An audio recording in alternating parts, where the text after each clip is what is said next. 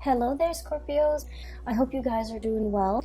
Um, when I was shuffling out this spread for this month, I saw two images, and your reading is very similar to Cancer's reading because I see, like, with Cancer's reading, I saw like a child at the beach.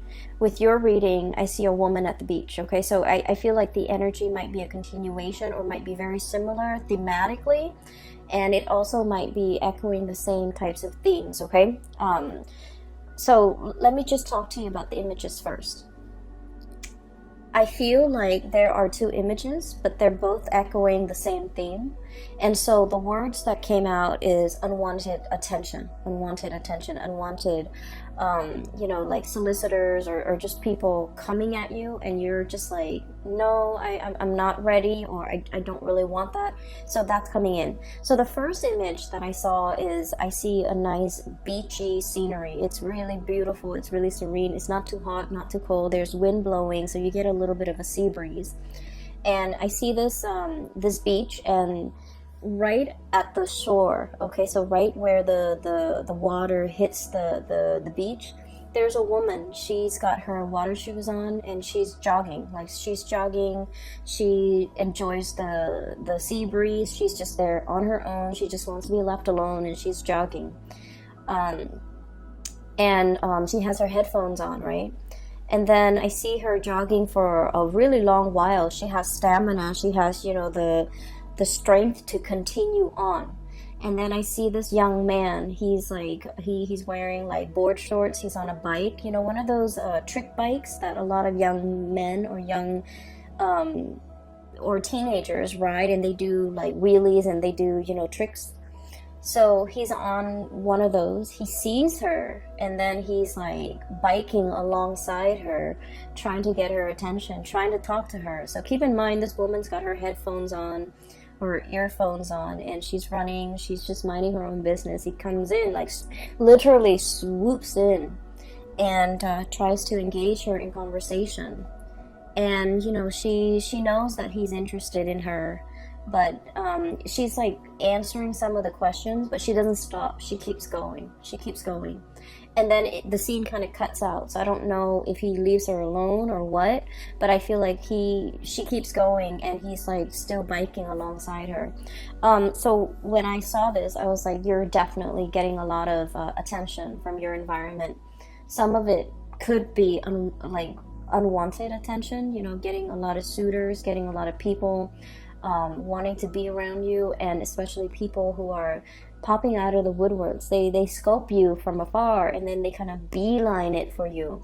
And they might interfere with your schedule. They might interfere with your time. They might interfere with your alone time more than anything, because I feel like this woman is not getting the alone time that she needs, okay? And then the second image that I saw is very similar. I see this woman in her backyard. She's got a yoga mat on the ground, and she's like, in the lotus position, trying to meditate, working on her breathing techniques, trying to clear her head. And it seems like it's like on a Sunday in the morning. She's, got the day to herself. She's in no rush, so she's just meditating.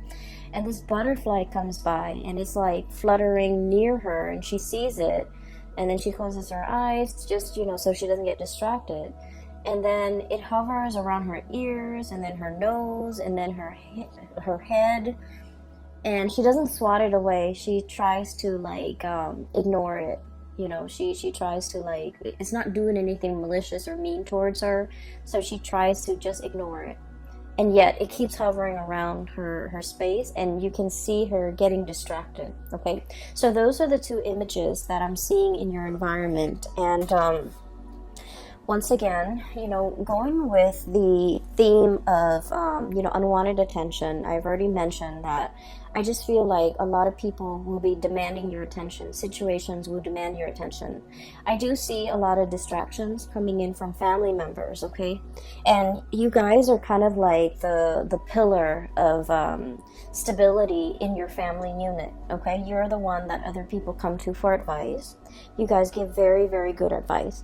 You're the one that people come to when they're in a jam and they need you to somehow bail them out of a tough situation, like literally bailing them out of jail, bailing them out of a crisis. If they have a flat tire, instead of calling AAA or their insurance carrier or, you know, a tow truck, they call you, because you guys are just, they know that you're very dependable and they know you will always be there. So, you know, I feel like some people have no business calling you, but they do, because you're kind of the person that they trust, okay? So I feel like you do it, you want to help, you want to step in, you want to intervene, and you want to alleviate a situation, because you understand that whoever's calling you, they might not even be family members, but they might not have like anybody else in their world to help them with these things, and so they call you. So in a way, when we're entrusted with responsibilities, or when other people really trust us and they can confide in us and they come to us for advice or for help,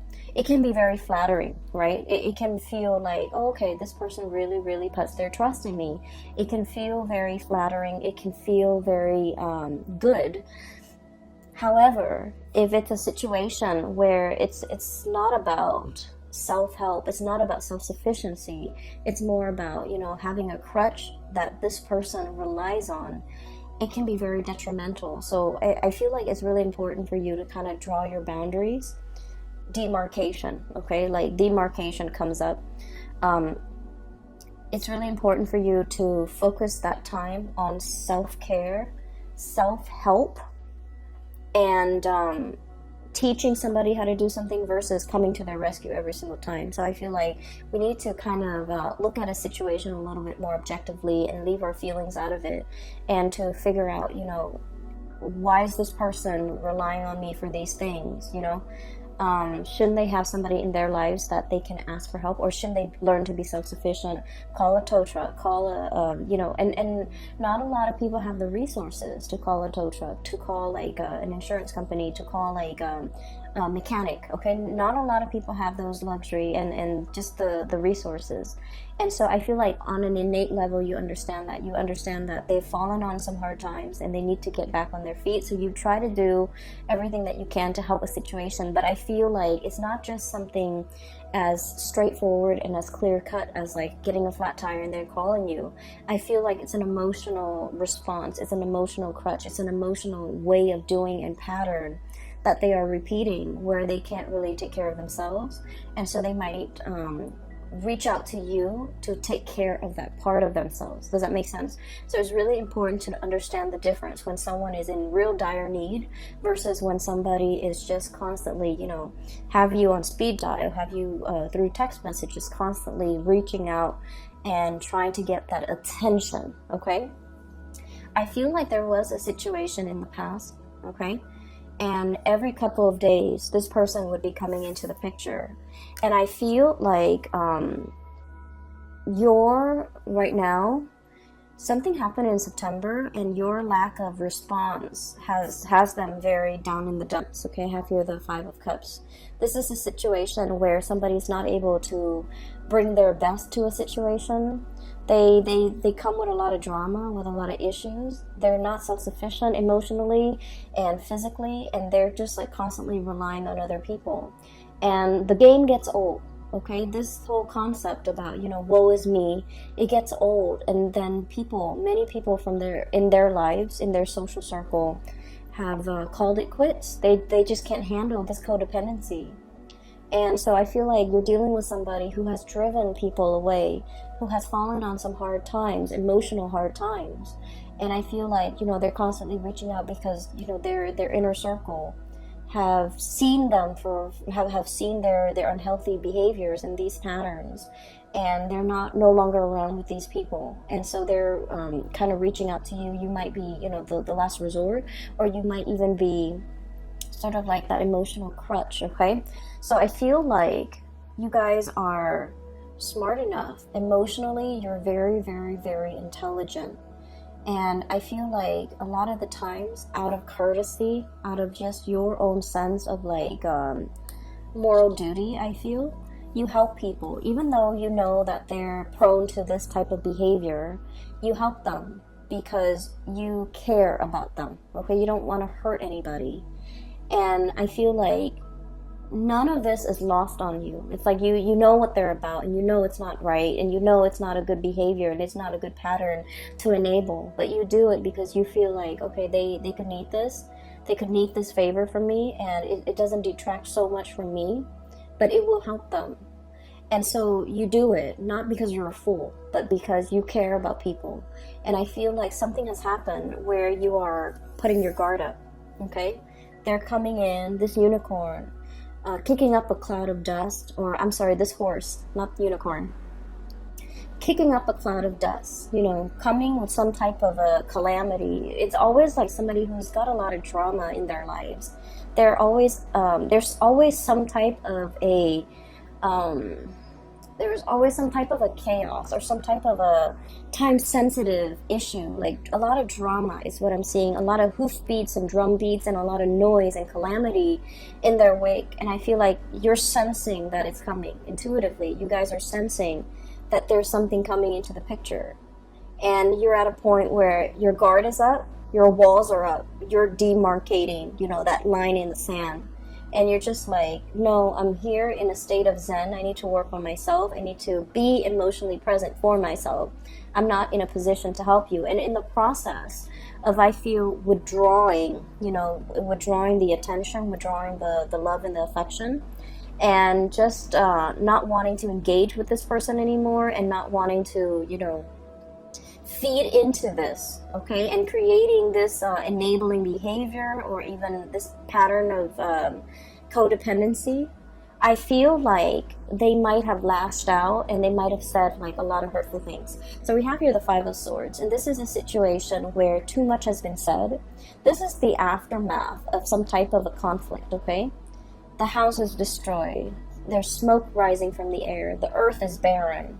And this person, rather than feeling remorse, they're like, it is what it is. You know, you hurt me, I hurt you. You withdraw affection from me, I withdraw affection from you. And I will decimate or desecrate everything that's in my way. So I feel like you're dealing with someone who's, the word spoil comes out, and needy and spoiled, and someone who wants to win at all costs, okay? They don't care that the village, the civilization gets destroyed.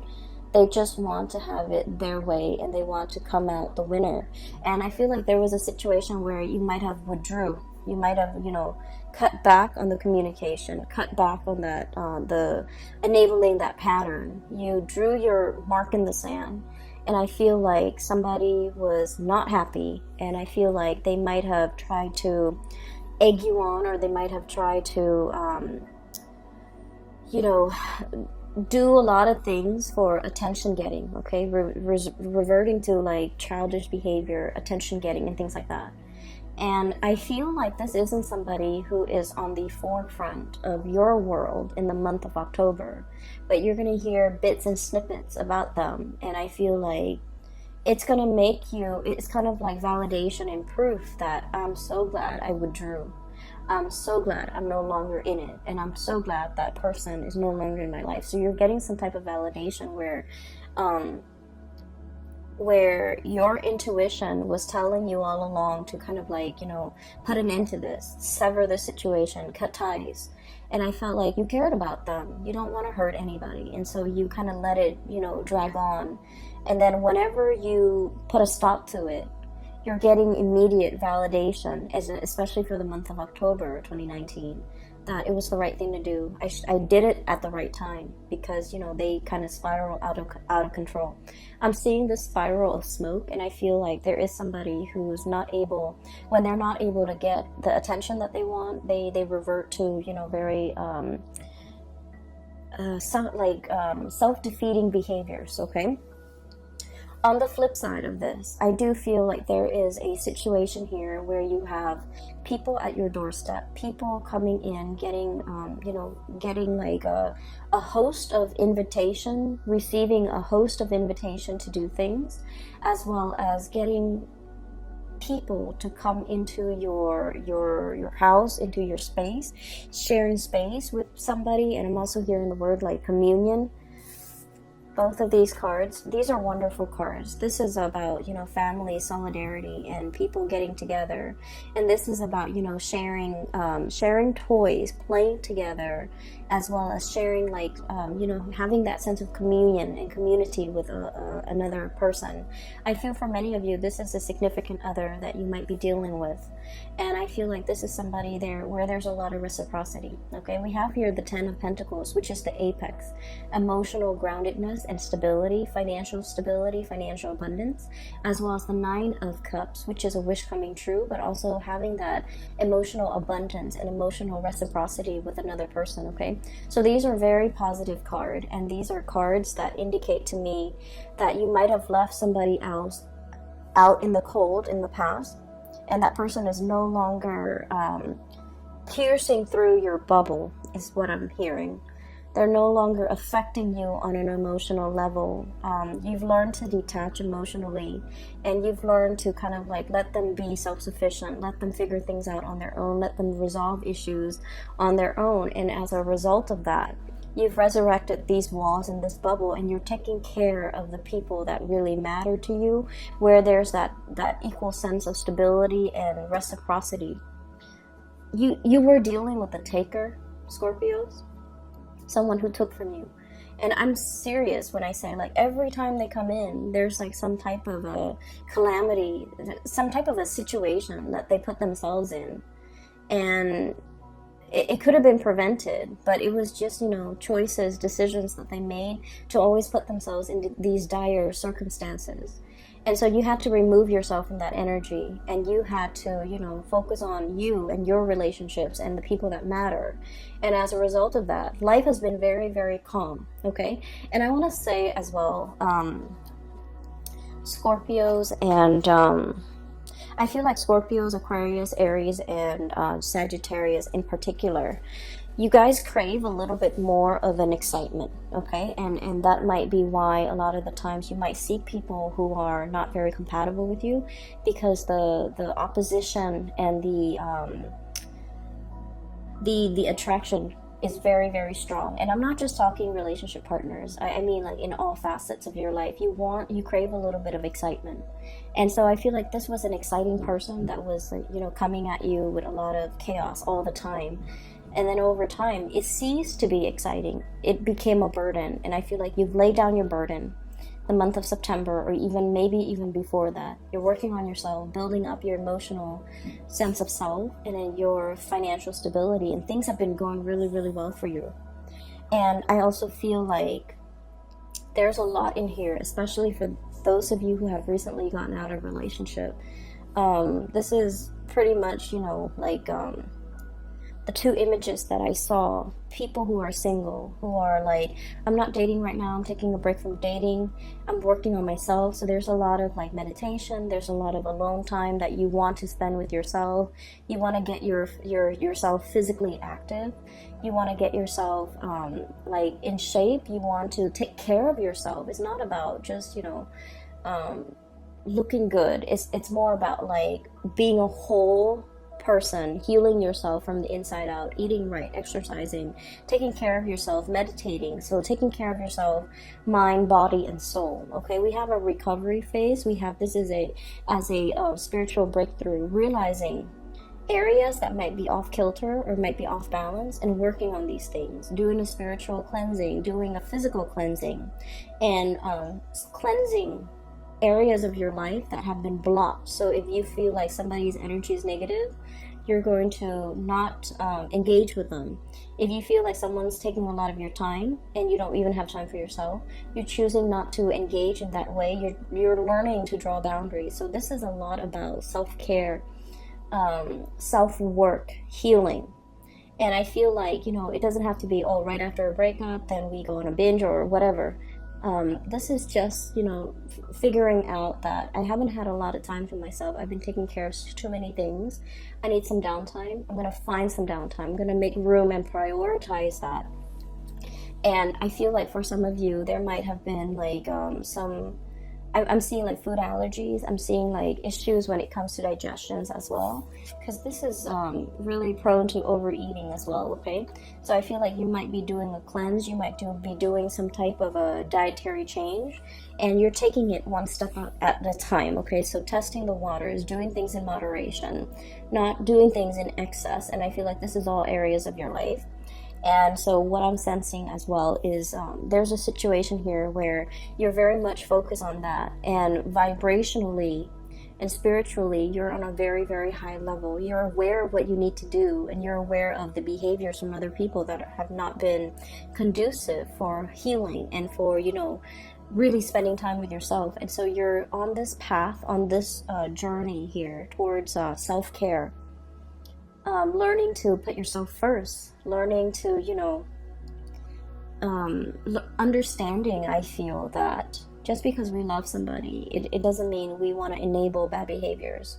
Okay, it's not about calling people out on it and being mean. It's just about detaching yourself from things that are not good for you and focusing on self-care. And when we are focused solely on self-care, we are ascending. And I feel like your vibration is really high, and a lot of people energetically, they feel that, and they do cling on to you. And that's why you're going to be getting a lot of unwanted attention from suitors, from people around you, from people that want to, you know, take up your time, that want to be in your company. And I feel like they might not do it in an appropriate way. I mean, if you look at that first image, right, she's got her earphones on. She doesn't want to have a conversation. She's at the beach, she's running. And the guy just keeps pestering her. Okay, so it's like, it's very inconsiderate, and it's like clueless, not being able to, he's not able to read the social cues. She's trying to be nice, and we don't know how the scene ends, but she's trying to be nice, and he's not getting it. So I feel like you need to be a lot more expressive with your emotional needs, Scorpios, and you need to, you know, kind of let people know whether or not they are infringing upon your space, or your energy, okay, and whether or not they're really taking from you. So that's like pretty much the first 6 cards, okay. What I do sense here is there's a situation. I feel like there's like an undertaking that is very, very big, okay. We have here the Temperance card, and this is a card about moderation, small steps, one foot in front of the other, and we keep walking, okay. So it's like doing something, and the Temperance card it's about holding back a little bit, doing things in a very methodical manner. And so what we're seeing is, you know, the angel pouring the water from the 2 cups, right, one cup into the other. It has to be done in a very meticulous manner, in the right time, in the right fashion, so that the water doesn't spill out. So there's something that requires a lot of calculation. It requires a lot of research. It requires a lot of thinking over, mulling over, trying to figure things out, trying to itemize, trying to like get all the moving parts all lined up into place so that everything moves at the same time. So I feel like there's a big undertaking, a big endeavor. It's linked up here with the High Priestess, and both of these are major arcana cards. And I feel like there's a situation here where you are very, very nervous, you're very trepidatious, you're very like, I wonder if it's the right time. I wonder if I should do this today or tomorrow.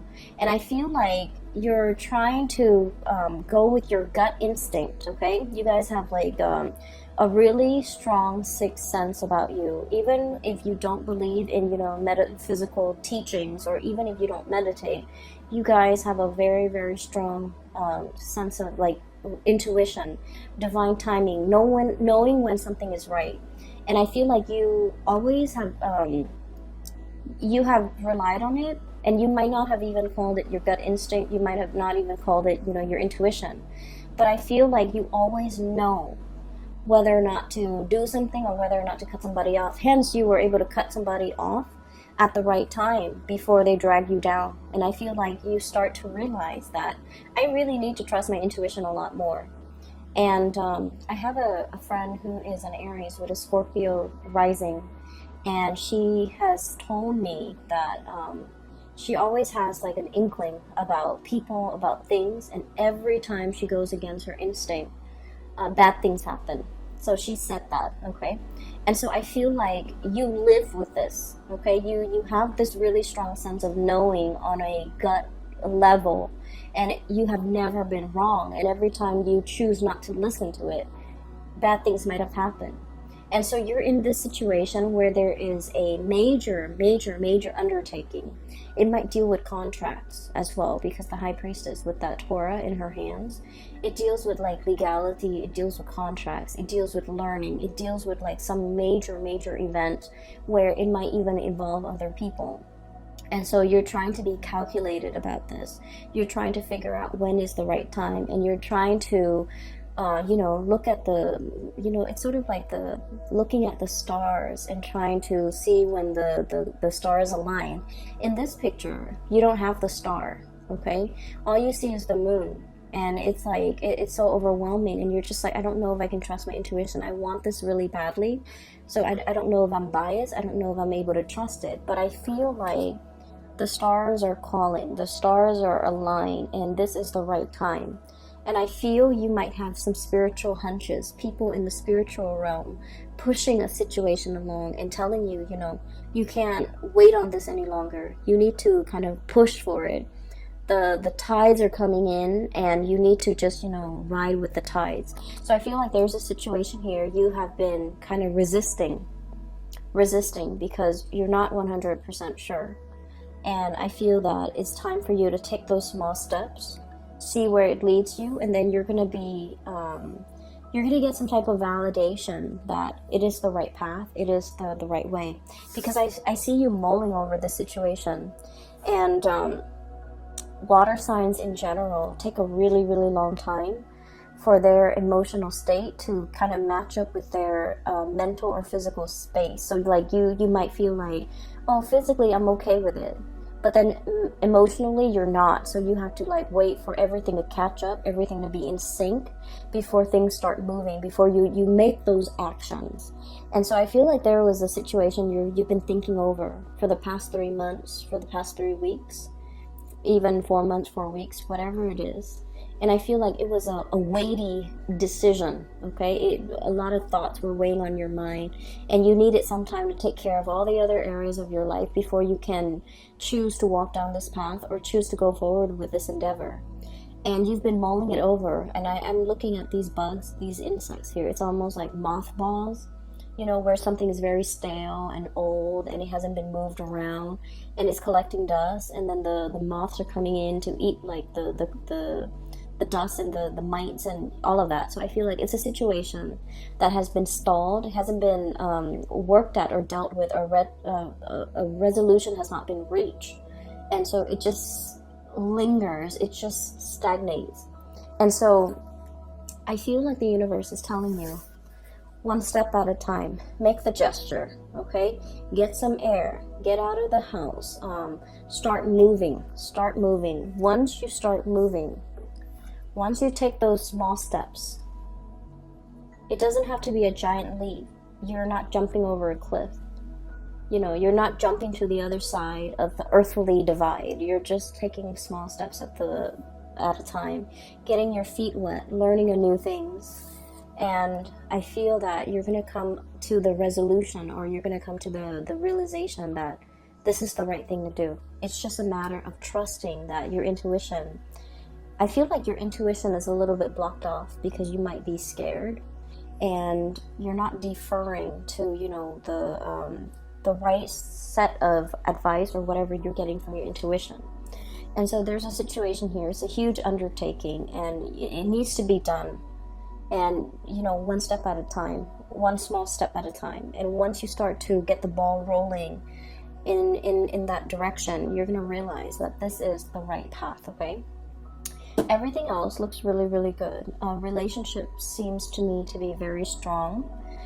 Healing is highly indicated here, and I don't feel like it's healing in a way where it's like somebody broke your heart and you want to heal. I don't sense that. I feel like for many of you, there might have been illnesses or like rehabilitation, and you're recovering from that, okay? And then I'm also feeling like a huge undertaking that you're you have been hesitant about, and now is the right time for you to keep things moving. Okay, I do hope the reading is helpful for you guys, and it is really nice to reconnect with you guys. For those who have been emailing me, I don't do private readings anymore. I do have a link in the description box for a psychic. She's based out of California. Her name is Bridget. She's phenomenal. If you want a reading, you can click on the link and book a reading directly through her. Okay, I will be back next month. I hope you guys enjoy your October 2019, and I'll see you soon. Bye bye.